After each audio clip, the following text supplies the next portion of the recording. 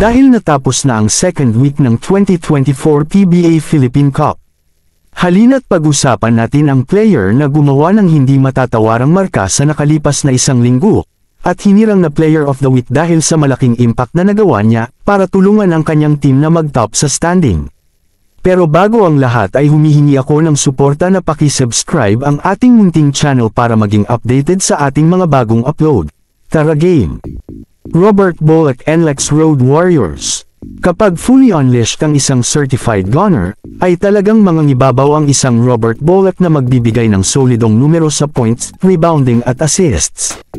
Ito ang pinakita ng star guard ng NLEX noong nakaraang linggo, nang kumamada siya ng 26 points at bagong career high na 46 points, sa dalawang magkasunod na laro ng NLEX at back-to-back na panalo para sa 3-1 win-lose record.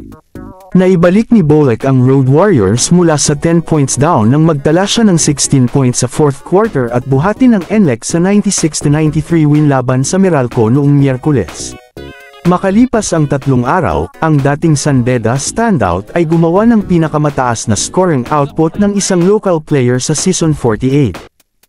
Siya ay gumawa ng 46 points para i-reset ang kanyang career high in points at tulungan ng NLEX na talunin ang Converge, 115-93, isa itong masterclass performance, habang siya ay nag-a-average ng 36 points sa 59% field goal shooting, 6.5 rebounds at 6 assists. Siya ang tinanghal na Player of the Week matapos tulungan ng NLEX na makuha ang 2 panalo.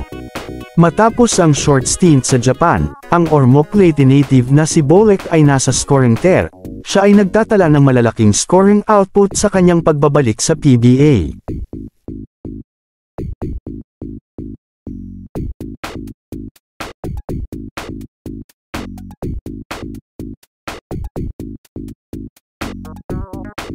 Mahilig ka ba sa mga basketball content?